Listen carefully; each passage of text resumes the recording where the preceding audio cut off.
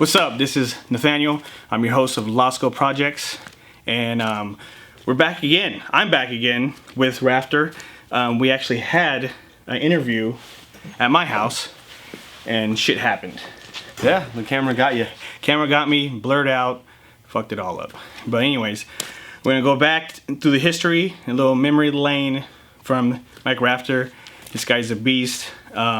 He's done so much for skateboarding, and I think a lot of people should know. And Thanks, man. anyways, I'll go to the little snippet of the story I have. Was at Sutter Middle School, and I was skating, and I had a shitty board, real shitty board. And he rolled up to me and kind of was like, "Dude, you skating that piece of shit?" Kind of like in that way. And I was like, "Yeah, it's a piece of shit." but it's all I had, you know. Back then, my piece of shit. It's my piece of shit. I was in 7th grade. You know, I didn't get a lot of new boards from my mom. You know, you skated something until you fucking couldn't skate no more. Yeah. Until it was done. So he went to his car, or his friend's car, or whoever he was with, and he got me a board. It was new. It was new-ish. It was used, a little sliding on it, but hey, you can't complain when you have nothing, you know. And it was awesome. And I went back to my brother and I told him, "Hey, this guy gave me the board," but later on I found out it was Mike RAFTER, and that's just being him. I think he was just being awesome, man, and just, you know, always helping out people, and that's what I think Mike RAFTER is about. That's cool. And yeah. Anyways, that was my story. Now your story. Thanks for coming back. Yeah, for sure. I know. Thank you for this guy to come back. Anyways, all right, we'll start. You wasn't born in Sacramento. No, I was born in Erie, Pennsylvania, 1975. Okay. Snowy, cold winters, gray skies all the time. My mom wanted to get us out of there, so she moved us out to California, and we landed in Sacramento around the time I was 7th grade, I think. We were in Sacramento. Oh, okay. And my best friend had a skateboard, so I was just like, I want to do what all my friends are doing, right? Like, Okay. You wanted to just shred. I was like, my one friend Brian was the coolest. He was like probably the coolest dude I could think of. Okay. And this other guy, Jay Verdijo, like they both were skater dudes, and I was like, damn, everybody. Did they have like certain type of boards or anything that you liked, or they were just skating and you were just like? They were like the only kids at school that skated. Okay. And they were the only kids at school that were at all different and didn't take shit from nobody and didn't listen to nobody. Okay. And just did shit. They did their own shit. Okay. It was like Brian Burkett and Jay Verdijo. They were just like, they do what they want to do, and then all of a sudden everyone wants to be where they want to be. And I was like one of those people. I was like, I want to be like, I want to run around a skateboard and I want to fucking like wild out a little bit. Yeah, like they would wear definitely. crazy clothes, and I was Hell like, yeah. you know, I came on the scene in 7th grade with like my acid wash pegged jeans and my my mock turtleneck under the t-shirt, like just total 1989, 1990 kid. And my friend Brian, we went and visited his mom in Alameda, and we stayed the night out there. And Oh, Bay Area? Yeah. Oh, like near Oakland, Alameda? yeah, and it was just the weirdest thing. For whatever reason, we watched this old TV show called That's Incredible. And it was a show where people did funny stunts or played funny instruments or just were really good at something. And Rodney Mullen was on That's Incredible. And me and Brian watched this, and I was like, my eyes were just, I couldn't stop thinking about it. I mean, he was on screen for 5 minutes doing freestyle tricks. And that next morning, I woke up, and my friend had a skateboard, and I was like, let's try and do all that stuff that guy was doing. So we're standing on his board all crazy, like trying to figure stuff out. And from that point on, I was like, no, I got to get a board. Like, I can't just be like, I can't be on Brian's board. Yeah, you I can't have to own a skateboard. like borrowing your friends the whole fucking time. I gotta own a skateboard. Yeah. So, you know, this guy at school that was like, you know, cool guy, gave me a skateboard that he used to have that, well, for whatever reason, I think I must have told him like, oh yeah, I want to get a skateboard, and he like gave me his old skateboard, and shit. I was like, damn, now I own a skateboard. I was like so excited. Yeah, fucking hyped and shit. Like, Yeah, it's this guy Ben Solinsky, and I seen him at my 25th high school reunion actually just a couple months ago, and like, I don't even know if he knows anything about me, but I walked up and I was like, dude, you changed my life. Like, like you have no idea. Thank you for the board. Exactly. I was like, thanks for the board. I was like telling everybody who was at the reunion. I was like, this guy. Did he know about what you did, or he did in your life? he did. Oh, he did. Okay, that's good. Yeah, I didn't know if he did or not, but he was like, okay. oh yeah, no, I know. And I was like, oh great, that's really cool. So yeah, that's how I got my first board. Nice. Okay, in Sacramento, what year did you come to Sacramento? Was it Like probably 1989, I 1989? think. Okay. Yeah. 7th grade. Still big boards, and then like transferred into like little wheels and stuff. Or did you ever do that type of board? Like my first skateboarding? my first board, first wheels that I bought. I remember the first complete I bought. First complete I bought was like that same year, later on that year. Probably 8th grade, not maybe 9th grade. Man, that's foggy.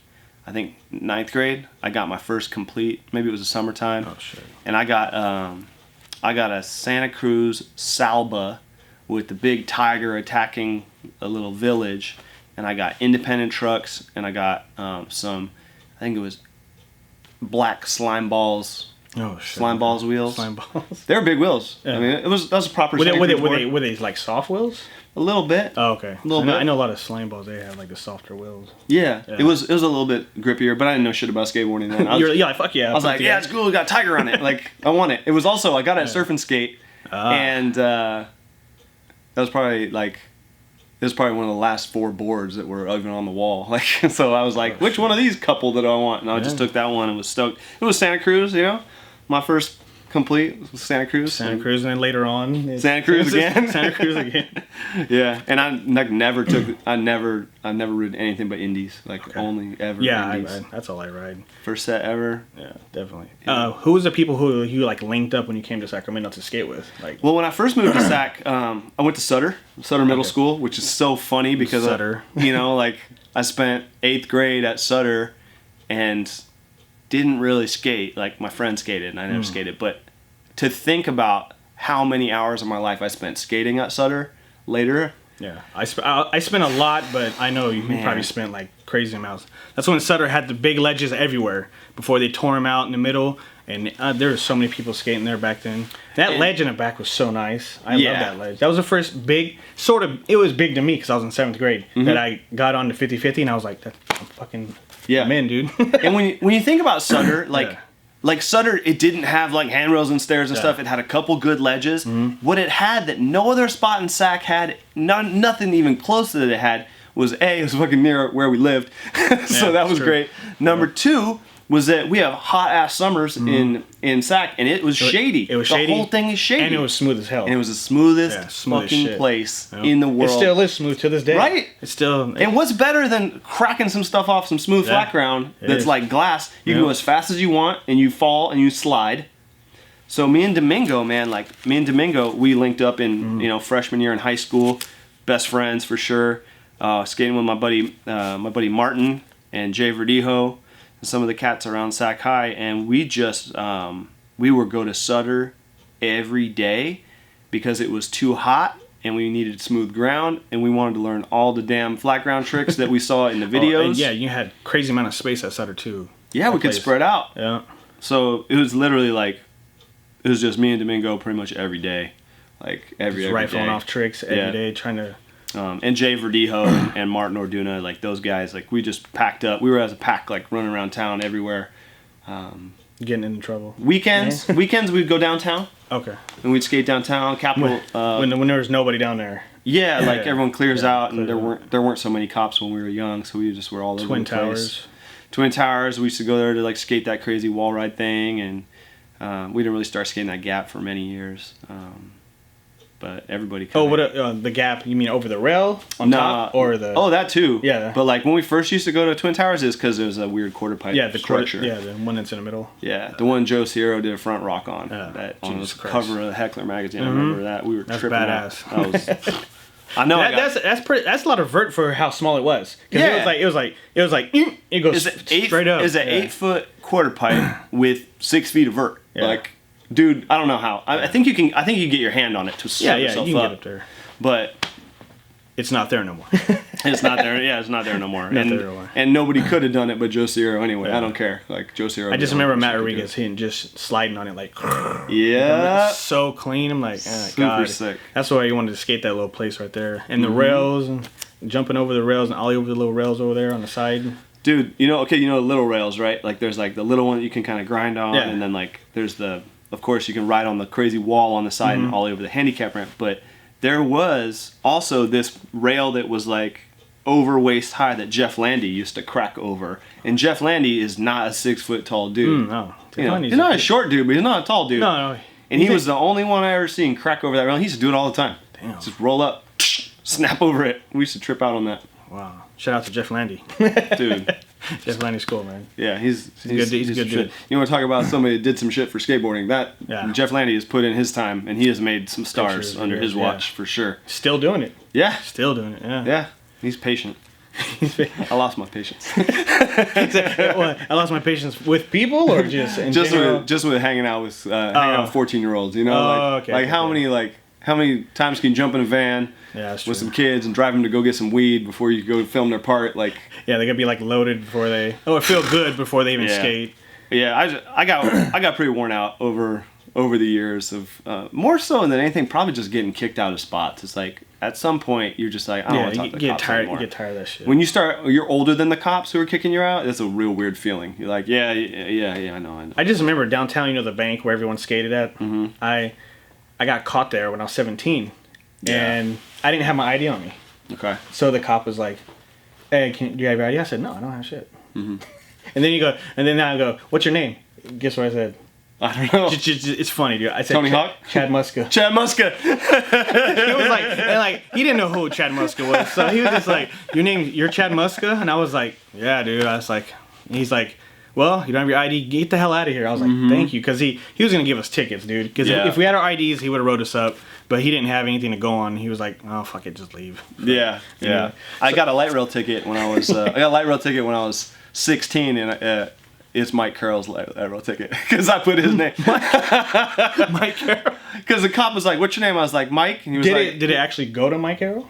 I gave him some fake address. So okay, that's. But I didn't want to give him my real name, so I was just all Mike. Oh shit, I should lie about the last name. Carroll. like it's good enough. It's good enough. Yeah, totally. Yeah. Like 1, 2, 3, 4 Bay Street or something. Like just made some shit up. Yeah. So, anyways, what was your first sponsor? Let's see. that you got like serious about and just started. Well, none of our friends were like, I didn't have any connection to like anyone typically that was sponsored when I was when I first like started getting involved that last senior year in high school. Really, we were filming each other. We were making like I guess we were making sponsor me tapes, but we wouldn't think we weren't going to send them to anybody. We were just making little tapes. You're just having fun, like just filming and shit? Yeah, just like filming. And we wanted to be pro skaters, but we know nothing about it. Like, one day we can do that. Yeah, I didn't think that at all. Yeah. But Domingo and I and Jay and Martin and all of them, like we would film each other. And at some point we were at, I think I talked to you about this before, we were at the San Francisco skate contest, Battle of the Bay. It happened in the fountains at City Hall. It's really sick. Like, if you remember the first Plan B video, like Sean Sheffy does like a huge late shove it. Jason Lee does some sick stuff in there. Rudy Johnson and all them. And we were just watching because we were kids. Like, we couldn't get in there in a mix. But I couldn't stand to just watch the contest because I wanted to skate. I was skating around a corner, some block, and just trying some tricks. And Canton Russell was trying some tricks there, and he just was a cool dude that he is. Came over and he was like, "Hey man, tall guy, tall guy for sure." I don't remember what trick I did, but he like gave me a pound or a high five and was like, "That's sick, man." He's like you actually did a bunch of rad stuff today. Like, you ever think about like maybe sending in a sponsor me tape somewhere? I was like, "Oh, I don't know." He's like, "You should send one to Chapter 7. Like, I'll have them look at it." And I was like, nah. Come on. I was like, no way. But Jeff Tolan was on Chapter 7. He was a local guy. Matt Rodriguez was on Chapter 7. He was a local guy. Oh, sorry. So you had some hitters on there already. And I was like, I ain't nothing like these guys. Like, I don't belong on that. So I didn't think it was possible.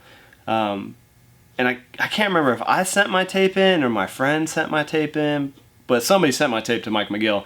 And Mike McGill called me. He owns Chapter 7. Yeah. And he was like, "Hey, this is Mike McGill," like calling my mom's house. Jesus Christ, a legend calling his house. Yeah, I was like, seriously. I was like, yeah, right. Like, who is this? He's like, no, really, this is Mike McGill. I was like, wait, what? He's like, yeah, we got your sponsor me tape. I was wondering if you want, I'll send you out some boards and maybe we could fly you down to San Diego and I'll show you the shop. And shit. I was just like, what the hell is happening right now? And I told my mom, I was like, Mama, can I go to San Diego? Hell yeah, but like, I gotta go. Yeah. So I went down to San Diego. I met like all these people from Chapter 7, but what was the trip was like, they gave me some boards, and like within the next couple weeks, like Matt Rodriguez had gone to stereo. Oh, so he was out. So everyone was kind of dispersing for Oscar Jordan. After you got on? Yeah, Oscar Jordan. Okay. I don't even know if I was like, it was like Flow or whatever, but Oscar Jordan was on Chapter 7, and all of a sudden he wasn't on, and I was like, shit, like what's happening? Like, I don't know much about being sponsored anyway, and it's only been 2 weeks, so I'm just gonna do, like, whatever, yeah, cool. I gave it some, if it was like, Mike, we gave you some boards, fuck off, and I was like, great, I got some free boards. You're like, yeah, I got something out of it. I didn't think nothing of it. I would say that. I got. But then, like a couple weeks later, I got a call, and it was Canton Russell, and he's like, hey, you want to come back down? Like, we want to try and film some stuff. We're starting a new company. We're gonna call it Shaft. So, Shaft was Peter McBride, Canton Russell, Ian Ross, Matt Mumford, Judd Hertzler, Jamin Garrick. I'm probably straight killers. I'm again. probably forgetting something. Yeah. But when I went down there, I was like, hey, you guys cool if I like bring my friend with me? Because like we do everything together. It's like I don't feel. Yeah, you had to have him.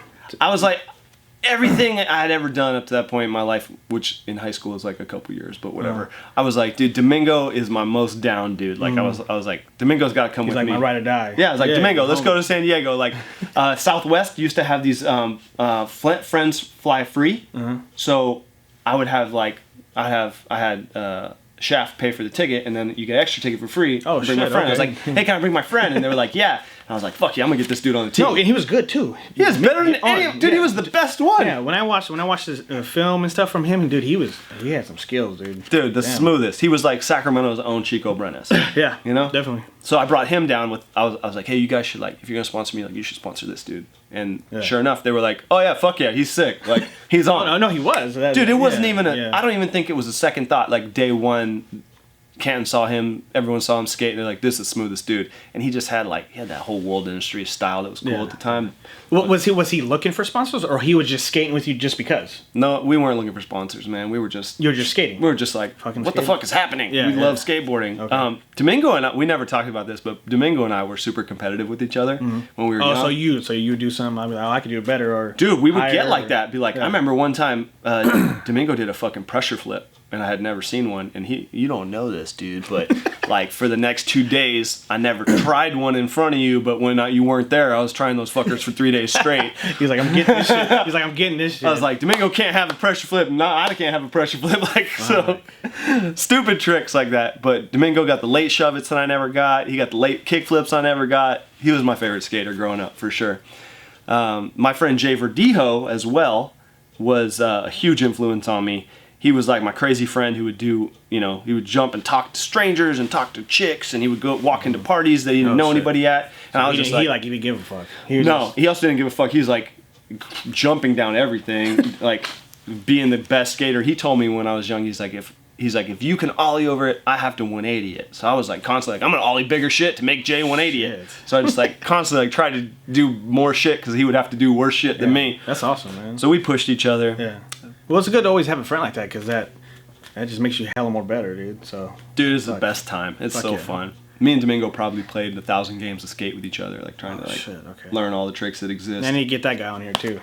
He'll tell you some shit because there was definitely a point where me and Domingo for many years worked together, but then for reasons of our sponsors and our situation, like he ended up going and working with whole other groups of people that I never worked with. So he's got stories I would never have. Oh shit. He knows all kinds of crazy shit. Oh shit. Okay. Yeah, he's an interesting cat too. So we're gonna move a little forward to the X21 days. Oh yeah, how the fuck did all that happen? How many lives have I lived? I don't know. We're gonna be all over this place, but we're gonna get the history of all this shit, man. So. All right, so check it out. So Mountain and Surf, the snowboard shop, was our core skateboard shop growing up. Like we went to Mountain and Surf because they had skate videos and they sold skate decks, and the fucking people that worked there, they put up with us for whatever reason. Like these fucking we used to hang out there. We used to go. When we were kids, we were pretty shady. If we were gonna steal some shit, we would steal some shit from like probably a surf and skate. Because our little crew, we're just a bunch of little hoodlums. People were stealing shit from surf and skate, but honestly, people did not steal shit from Mountain and Surf because the fucking employees were cool. Oh, okay. And we're like, don't steal from Mountain Surf. Don't steal. They're good. They're good people. Don't do that. Yeah. But at some point, it's a snowboard shop primarily. Okay. They put up with us. There's some good dudes working there. Matt Kennedy did a lot for all of us. He's a longtime photographer and inventor of Heckler magazine. Oh, shit. He worked there. Was a big influence on us because he's older than us and kind of like showed us. I don't want to say he was a good example because he was a partier, but he did help us get to like, you know, figure some shit out. You know, like he knew how to help get people focused. But on to X21, X21 was a used clothing kind of thrift store. And they had used furniture, like Art Deco stuff, mid-century modern stuff. And the owner of that little store, his son, Alex Hoffey, was a really good skater. And he was, at the time, probably breaking a lot of skateboards because that just happens when you're good at it. And he had a wholesale license for his store. You know, you can buy things at cost and sell them at a profit. So he was like, well, I'm not paying full price for skateboards. I will just order 10 from this company. And then my son will have 10 boards at half price. Well, Alex couldn't skate all 10 boards in the first month that package came. Oh, definitely. And he maybe didn't like a couple of the shapes, so he just threw them in the thrift store for sale. So one day, somebody walked in and was like, this place has skateboards and wheels. It made it like popular a little bit. Just right off the bat, I was like, hey, this is like half price. Because he wasn't trying to make a profit. He was just like, yeah, this is my kid's skateboard. Yeah, he's like, I don't give a fuck. Just, I'm not a skateboard shop. Yeah, I'm just selling them. Yeah. But what happened really quickly is he realized that, like, we were all coming to him every week, be like, hey, you got any more of them boards? Hey, man, you got any more of those half-off boards? He's like straight cracking. Just cracking. We were like, dude, did you go by the shop? Like, do they have anything? They have any wheels? Like, what do they got? So how often would he get new stuff? Well, it started happening really quick. Oh, so, okay. like, probably that first box he got probably was like a month. And then, like, once we all found out that this dude could get boards and was selling them super cheap, and he didn't give a fuck. He was just like, yeah, whatever. The kids love this. I'm having fun. He's giving a lot of stuff away for free, too. And you guys had a squad, though. You guys had good people. We built a squad. We actually built the X21 skate team was, like 5 or 6 guys. And very quickly, Mike Hoffey realized that he was going to profit more by being a skate shop than he would by being a used clothing and furniture store. So he just slowly expanded the skate section and shrunk the rest.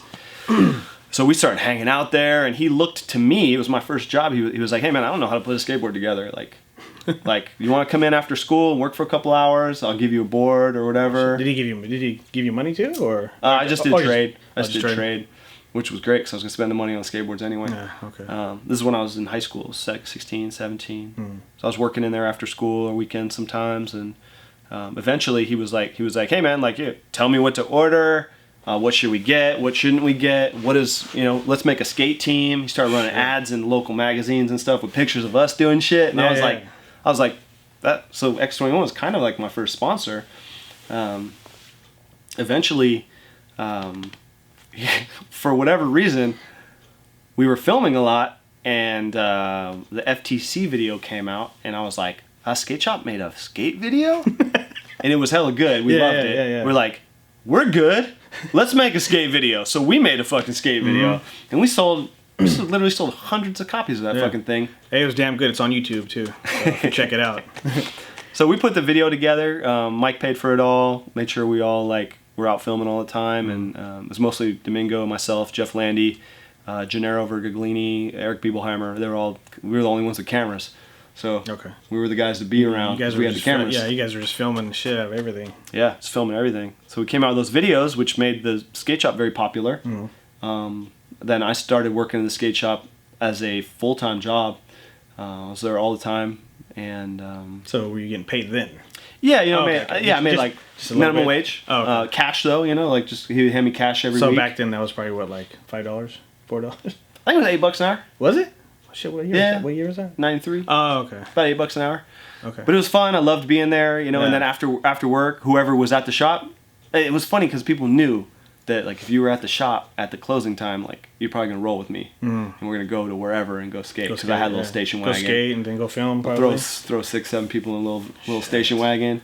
That's good times right there. We tried to just. I remember things being clicky at other shops. I remember things being clicky and skateboarding and little scenes, and I was like, I don't want us to be clicky. I want, like, if you're here, when I'm leaving the shop, you go skate with me. If you can squeeze in the car, you fight for your spot, you go skate with us. You roll with us. I don't care. Sometimes people show up, sometimes they don't, but I made a lot of friends that way.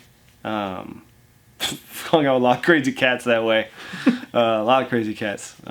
Eventually, Mike Hoffey, the owner, he had a pretty bad back injury and wasn't able to work at the shop anymore. He was kind of like had to stay at home. So I took over the shop for a year or so, and around that time it was difficult to run the shop because I had just gotten like hooked up with Arsenal.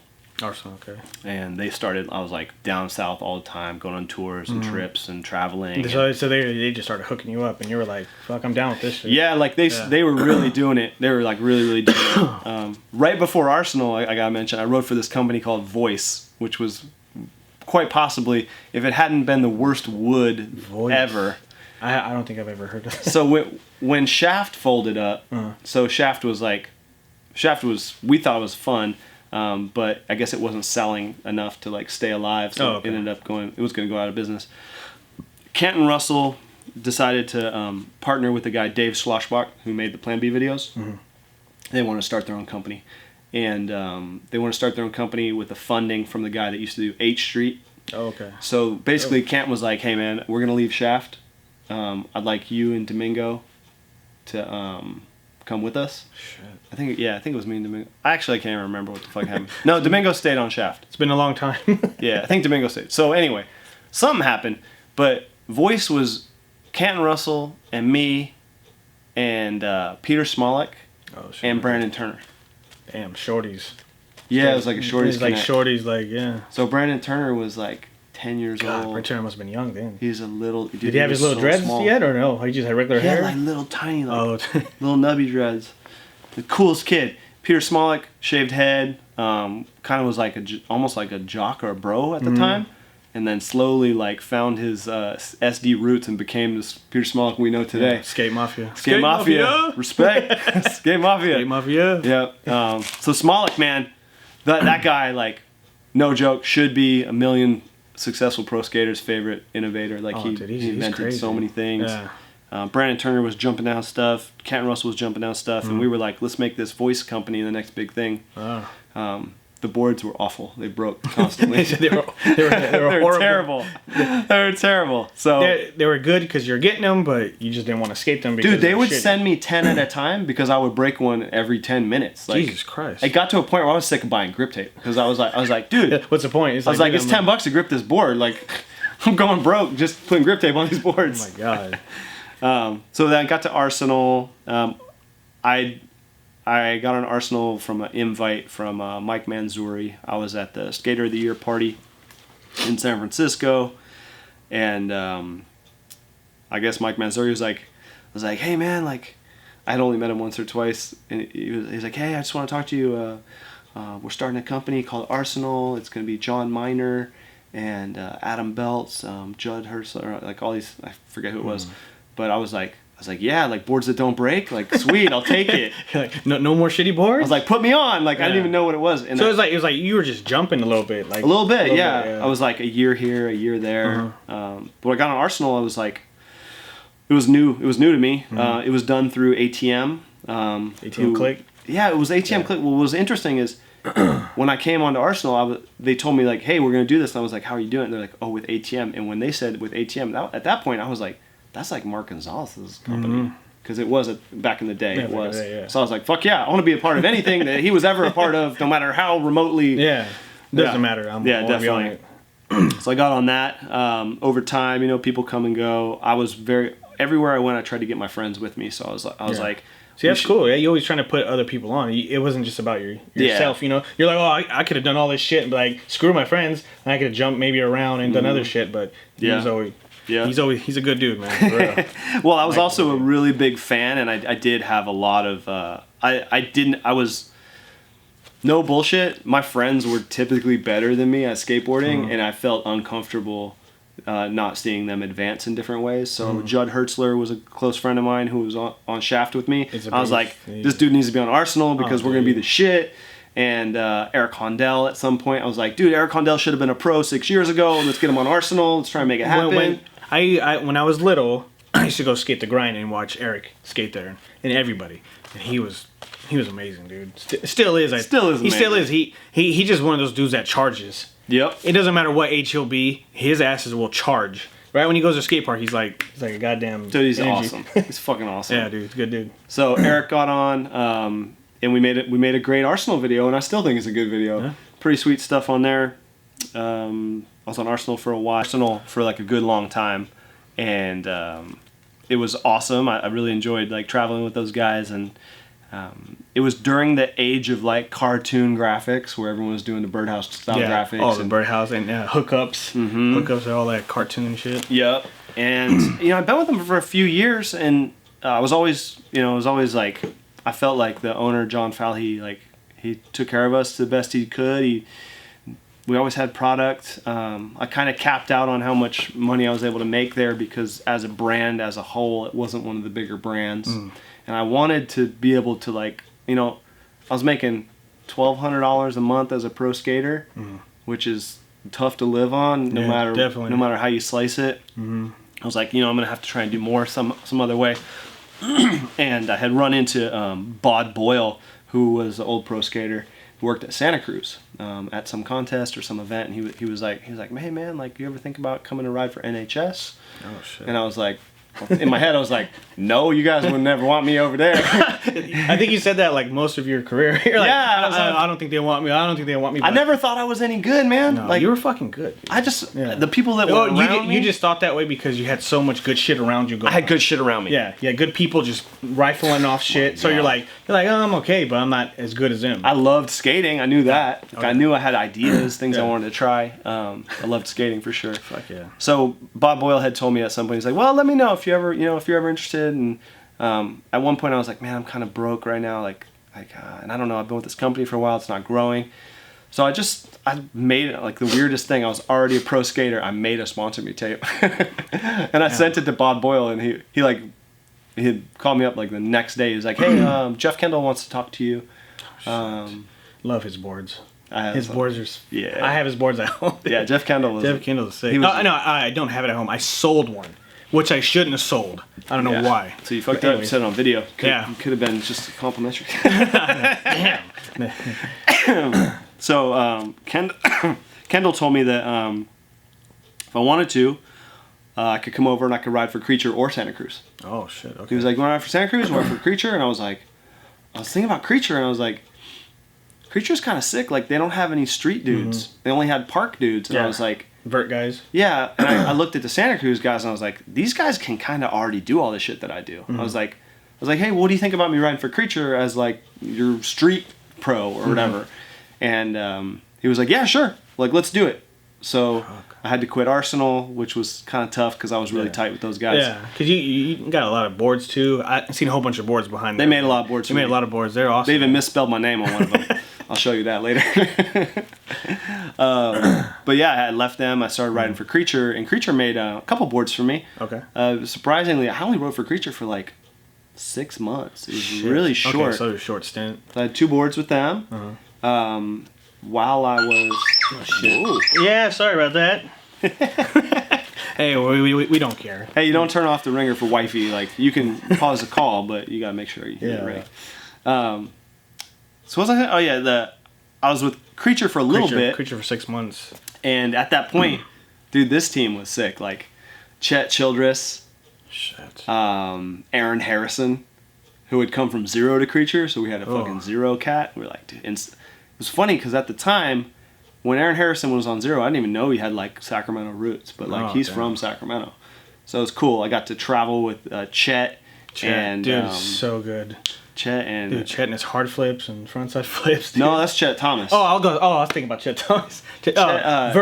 Vert. So crooked arm.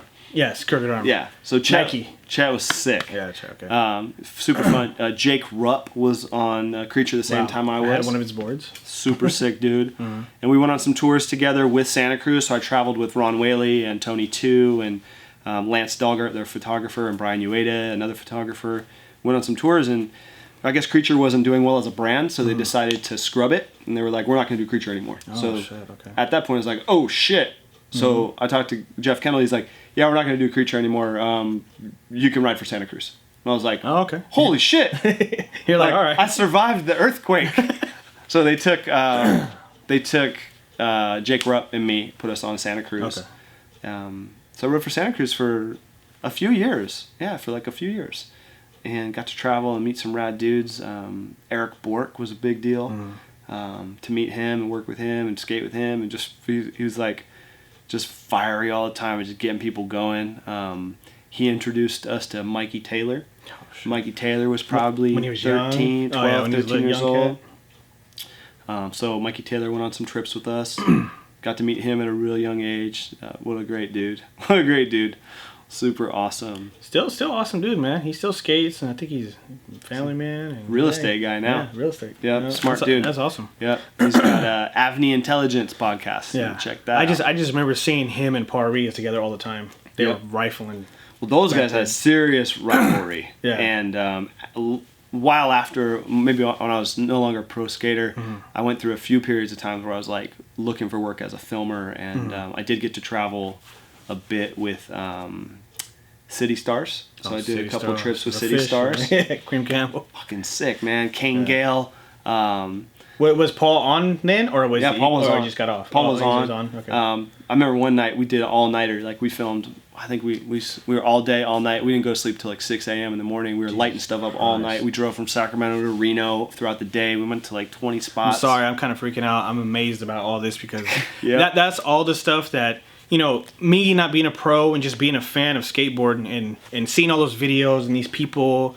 It's crazy to hear the stories, man. Yeah, he's rifling them off right now. Yeah, dude, it's amazing, dude. These people, dude, like Mikey Taylor, Paul Rodriguez, the people that were on City Stars, like Justin and Kane and Ryan Demon, and I mean these kids were just relentlessly unstoppable. And I don't mean by their tricks. I mean they wouldn't stop fucking skating. It was just like, dude, you have taken 3,600 slams today. Like, you guys want to chill out? Maybe go, get some dinner? And they're like, let's just skate. I want to skate more. Yeah. And they were really competitive with each other and also very supportive of each other. Yeah, definitely, man. And that's the story for a lot of successful skaters. They had good people around them. P-Rod was amazing. I just remember seeing P-Rod like 2001. At Pier 7. I didn't know he was going to roll up. I was with my brother, and we were just chilling at Pier 7. I had my board. I was just kicking it. And then here comes P-Rod. And he was just like, what's up? And then he rolled over and just, I think he had a filmer there. Yeah. I don't know what filmer it was, but he just started rifling off tricks on that pier. Yeah. And I was like, dude, most of it was all switch. Yeah. He was a switch dude, man. Jesus Christ. I remember the first dude I saw do a lot of switch stuff that really blew my mind was Matt Rodriguez. Matt Rodriguez was like, he's a couple years younger than me, maybe 2 years younger than me, but when you're young, it seems like a bigger difference. Matt had, I think, San Jose and Sacramento roots, so he was around sometimes and sometimes he wasn't, but we ended up living in the same apartment building, like next door to each other. We had a bunch of skaters in one house and a bunch of skaters in the other house. They were right door to door. Okay. Where was that at? It was on 14th and H, and we called it the Hopkins House. Okay. We were on the third story. It's not where Matt Pales and Matt Rodriguez used to live together. Okay. That's where I came in a picture. This is like I saw that on the podcast. That's where I came in a picture. Yeah, but this was many years before when we were both pretty young. One of my first apartments that I had. So what would happen is you got like the people that were living in our little place. It was like Brian Anderson and Jason Case and Judd Hertzler and. So, like, on one side, you got these dudes, like, fucking, like, holy shit, like, Brian Anderson fucking lives in this apartment. Yeah. And then, like, on the other apartment right across the hall is, like, Matt Rodriguez and then some, like, local legends, like Lathan Spalding and Jason Frost. Jesus Christ, they lived in the next one. Yeah. So to have that skate energy around all the time, we were on 14th and H, which is, like, in the middle of fucking downtown. At any moment, it was like, let's go do some shit. Yeah. Well, especially being around that many people that good, I think you just become good. You just because you see it all the time, and you're pushing each other, and you got a bunch of badasses, dude. You gotta stay with them. Yeah, and you stop seeing limitations. You start seeing like anything's possible. Yeah. But it was a really big deal for like to have like Matt Rodriguez as like a neighbor. What year was it? It was probably 1997. 97. It was probably like the first stereo video had been out for a while. So Matt Rodriguez was getting to the point where he started making those weird shaped boards. Yeah. So he was already a fucking big deal. And he would always surprise me because in my mind I built him up to be like this is like one of my favorite skaters. I probably still am nervous when I talk to him, but he's always like, "What's up, Rafty?" Like up, just dude? like It's a chillin'. always welcoming. Oh yeah, always welcoming, always humble and shit. And he's always been that way, man. I remember. Love Matt, by the way. Dude, So, Matt's the shit. Matt was always really picky about tricks needed to be clean and fast and like well done, and video parts. Like we would sit down, all watch videos. He would tear people's fucking parts to shreds. So when my first little video part came out, like I was so scared that he was gonna watch it. He's gonna be like, what is that shit? Okay. Oh my refilm God. it. Would he have you refilm stuff if he was there with you? Domingo filmed him more than I filmed him. But like, I just feel like the first time he saw a video part that I was in, I was fucking scared that he was gonna shred it. Oh shit! Because we would shred each other. We're homies. Like people make fun of each other. But he literally like watched that video and like was like, I think he just said like, "Damn, that was good. That was good, man. That was really good." And I was like, "Holy shit!" Like he didn't tell me one fucking bullshit. Didn't bullshit one thing on there. So all right. I guess I did okay then. I was so excited to have like even that little thing. And you get a little bump like that from some of your favorite pros at times, and it'll sit with you forever, you know? Like I can think right now we had the Shaft video premiere, which who fucking cares? It's a Shaft video, but we had the premiere in San Diego at the La Paloma Theater, and Steve Barra came up to me, who I had watched in hundreds of times. Kill it. He came up to me and was like, he's like, dude, that kickflip over the Greyhound bump was insane, and like gave me a fucking handshake or a high five or whatever. So and I was psyched on that. I was like, thanks. You're Steve Barra, dude. Like, damn, dude, you're sick too. Dude, I was just like, oh man, I'm still humbled by the people I've ever fucking hung out with. Oh, like, definitely, for sure. yeah, definitely. Like Willie Santos, like him. Dude, yeah, I've met Willie. He's a nice guy. Dude, Willie he's amazing, dude. But, He's a good dude. yeah.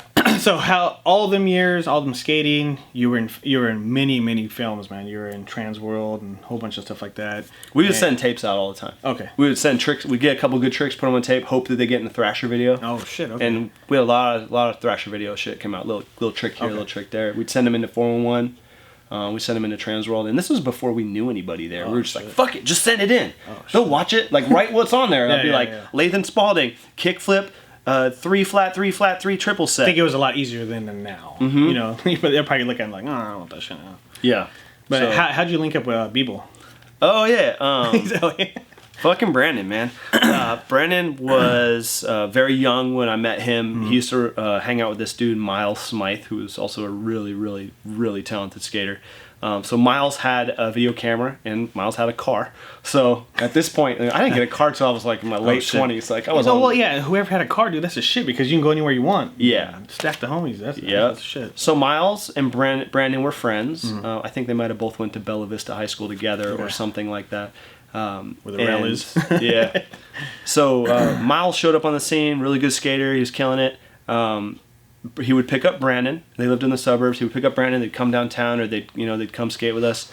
And Brandon was just a ball of energy, and he was so positive. Still is. Like for a young kid to be as positive as Brandon was unheard of. Like, yeah, let's go. Like, hey, you want to do this? Yeah, let's do it. If we would take a break as like, we were in our 20s, so we were the older guys, we're in our 20s. He'd be like, dude, you guys, like, let's go skate. Like, what the fuck?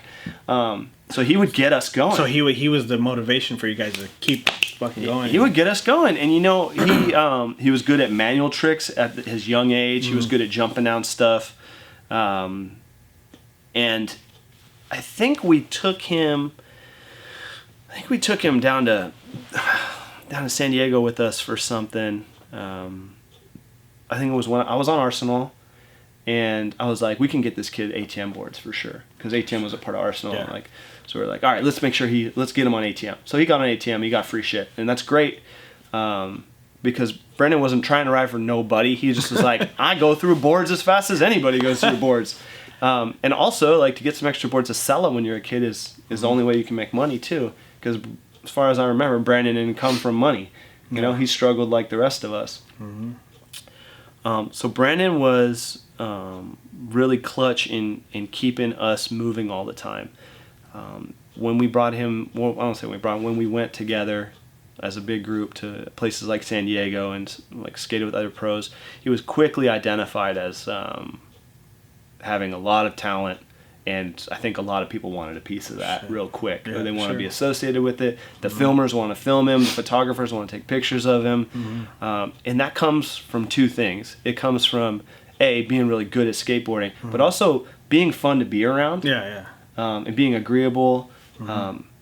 So I don't think anybody did shit for Brandon. I think Brandon did shit for himself. And of all the different people that he might have slept on he probably slept on Todd's couch or floor. I think I might have been to that apartment. So, yeah. So yeah, like people did stuff for him, Yeah. but he's as self-made as anybody.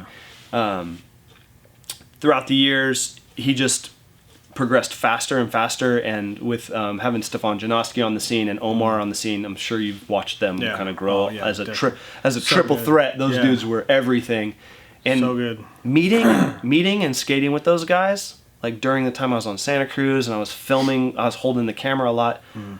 Skating with Brandon and Stefan, I got to a point where we would go somewhere, and the thing that I wanted to do at the spot was so much lamer than the tricks they wanted to do at the spot that I would just be like, I'm just gonna film these dudes. You're like, fuck it. I was like, fuck it. They're fucking awesome. They're the young dudes. Yeah. Like, I'm just gonna film them. I've been coming. Fuck it. Like, I remember giving Stefan my old shoes and my old boards and like being like, dude, let's get you on Santa Cruz, even if it's temporary until we find a better thing. Like, let's start getting you going. And Brandon and him, they just like, those two guys were tight. Like, they did everything together. They pushed each other right at the right time.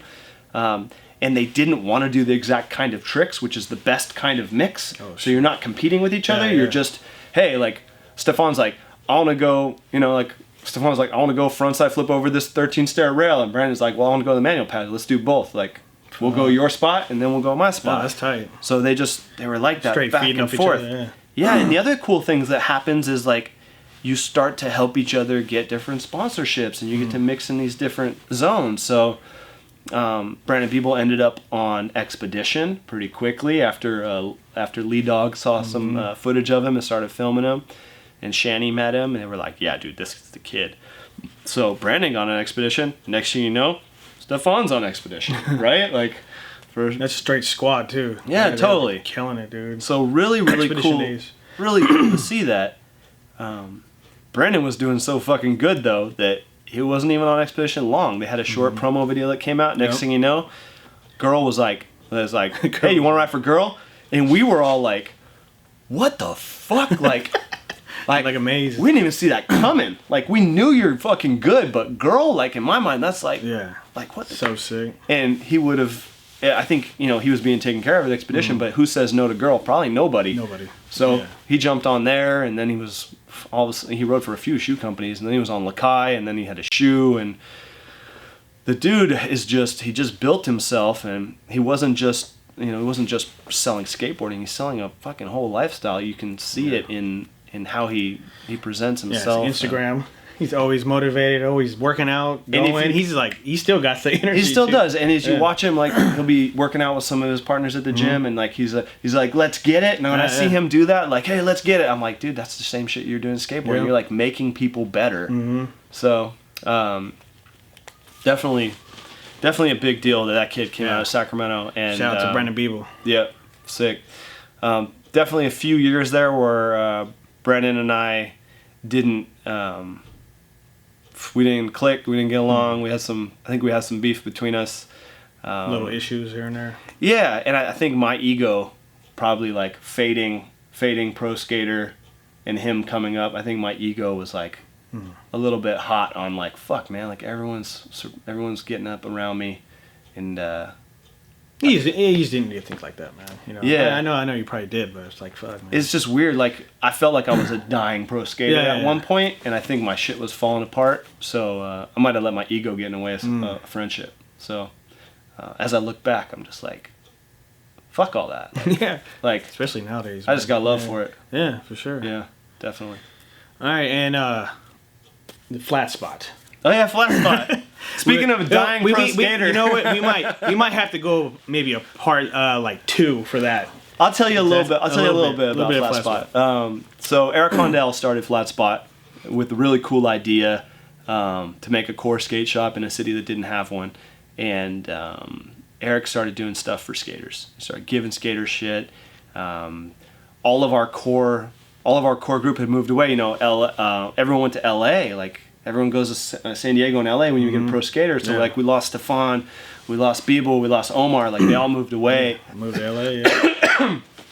And we didn't have anybody local who was doing anything. And I think Eric saw a little bit of a void in our town because we didn't have a core skate shop, and a core skate shop's a big part of making pro skaters and having a healthy skate scene. Yeah, definitely. So he started a skate shop, and he started working with the local kids, the little kids, like getting them going.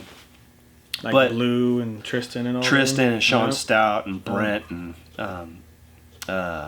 David Zolotar, R.I.P. R.I.P. Oh man! So those kids, they were going to be the next group of Sacramento All-Stars, and they needed a fucking skate shop to be at. He made it happen, huh? So he made it happen. He started the shop, and as all skate shops, all core skate shops, they have issues. Yeah. Sorry, I'm losing my voice. I'm talking too much. Dude, I'm losing my voice too. I'm not even talking. The shop wasn't doing so well, and actually someone did some credit card fraud. Someone did some credit card fraud at Eric's Flat Spot, which put him pretty deep. Wow. Behind being able to pay bills and stuff. And at that point, I had just finished working for Thrasher Magazine. I was over it. I wanted to quit. I was their video production director for a few years, and I was kind of over driving to San Francisco all the time. So I was like, hey, you know what? Like, maybe I could take the shop over from you. And so I did. I was like, he had to get out of the shop. It was gonna close it probably anyway. And I was like, hey, you know, like let's make out an arrangement where I'll give you a little bit for the name and the remaining inventory, and I'll take it over.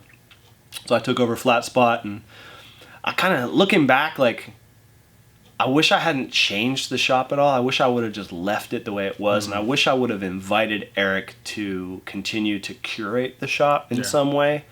But you get your own ideas, and you think that you know what's best. And you try to do something on your, like you wanted to do. Yeah. Well, truthfully, Eric knew what was best, and I basically should have managed the shop, and he should have been the face of the shop. Okay. I think it would have lasted longer. Flat Spot was a great core skate shop for kids to come hang out in. We had a computer in there. I gave the kids the camera. I was like, hey, go film stuff, come back. I showed them how to use Final Cut and how to edit. So it was a really good mix there. Eventually, FTC opened downtown, and we didn't have enough of a skate scene to support two shops. And when they opened, they had the one money-making account for those years, which was the Nike SBs. Nike SBs, yeah, they killed it. No skater was going to buy any shoe that wasn't a Nike SB, and we couldn't get them. Even though Stefan Janoski rode for the shop and had a pro show, even though Omar rode for our shop, we still couldn't get an account with Nike. Yeah. So what was really classy, though, is the owner of FTC, the original owner, Kent, he called me and said, a few months ahead of them opening FTC, and he said, hey, Mike, this is Kent, FTC. Do you have a few minutes? I was like, hey, like, what's up, man? I had been to his shop when I was a kid in San Francisco, and he had sold my boards as I was a pro, so he knew who I was, I knew who he was, and he was like, hey, man, I just recently learned that you own this shop in Sacramento. And I learned that, you know, your shop has quite a following. I thought that I needed to be respectful and call you and say that we do plan on opening a shop in your town. Oh, shit. And I was like, oh, shit. Well, like, I had heard that something was happening. And he said, I got to tell you, had I known that ahead of time, I may not have, if I had known that you were involved in the shop, I may not have okayed the opening of this. We are franchising it to some other people. But we can't go back on what we did right now, and I just want to let you know that in my experience as a businessman, competition sometimes can breed good results for both businesses. And I was like, here's a businessman talking over my head. You're like, okay. Like, man. I was like, hey, your brain's spinning. I'm like, fuck, FTC's opening in my town. My favorite skate shop is opening in my town. I have nothing but respect for them. Yeah. And then, hey, shit, I'm talking to Kent on the phone. I'm a fan of Kent. Like, I'm now a dork on the phone talking to Kent from FTC. Oh, shit. But really respectful. I was like, hey, great, thanks for letting me know. Through how skateboarding does, 2 core skate shops in one town, they're always going to have some beef. So we did have some beef. No one ever fought each other or anything, but a lot of shit talking happened in both directions. I'll say that when I did close Flat Spot, I put a sign up in the window telling people to go to FTC. Yeah. I said, go to that skate shop. A, fuck those guys for putting me out of business, but B, don't go to the mall. Please go to the skate shop. It's still a skate shop. Still go to the skate shop. Like, it's been around forever. Totally. And it was funny because the little kids that were all repping Flat Spot, like they eventually had to walk into FTC with their heads low, like, hey, like I need shoes. Things changed. So they had to. And to their credit, I think they did hook a lot of people up, which was what we were all about. So I remember going in there, here and there. Yeah, it's a good spot. And then this generation, we got PLA and Boulevard. Yeah. And I hope I don't know much about it. I don't think they're any beef at all. I hope they're both good skate shops, man. They got really good people supporting both. So I think it's good, man. Very good. Very good. Well, that's a short history of me. Yeah. Anyways, future plans. I love building these bikes. I love working on motorcycles and riding motorcycles. The things I do, I always wonder this when they have skaters on the podcast and shit. Like, what do you do now, though? Like, what do you do now? Like, well, I've been working for Apple. I work for the Final Cut Pro team, the video editing software team.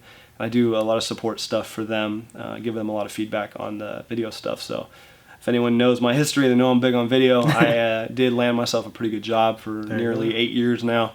Nice. So I'm doing well. I'm healthy. Hell yeah, for sure. Hell yeah. He said I'm healthy. Well, hey, I have to thank Mike Rafter for being on here. It was a blessing to have this guy on here, man. He's a lot of history. Thank you. The roots of Sacramento. It's 100% Sacramento.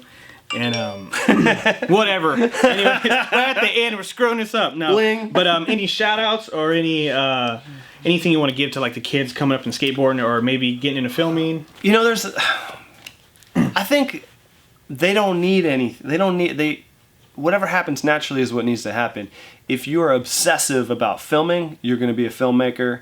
If you're obsessive about skateboarding, you're going to be a skateboarder. There you go. If you want to be a pro skater, you got to obsess to the next level. You got to sneak out of your house at night. You got to skate 6 hours in the parking lot by yourself, trying to tricks. You got to surround yourself by other good skaters.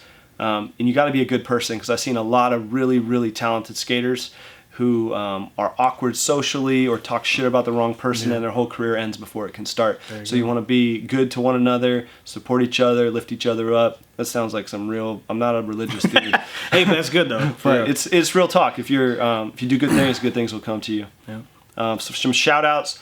Some of my biggest thank yous is Domingo Vasquez, of course, for always filming me for 1,000 hours and buying me lunch every day. Every day in high school. Jay Verdijo for pushing me when I was a teenager to do crazy shit.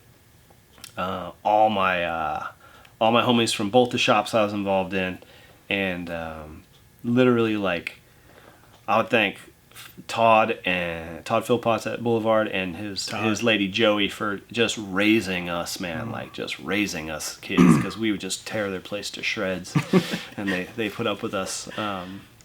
Yeah, those are the people on my short list. Short list. But anyways, man, we gotta get out of here. I gotta thank the brands that are supporting my show and supporting everything I do. Thank you, the fans too. Boulevard Skate Shop, Esla Boom, American Cream Company, Willie's Workshop, and Inman.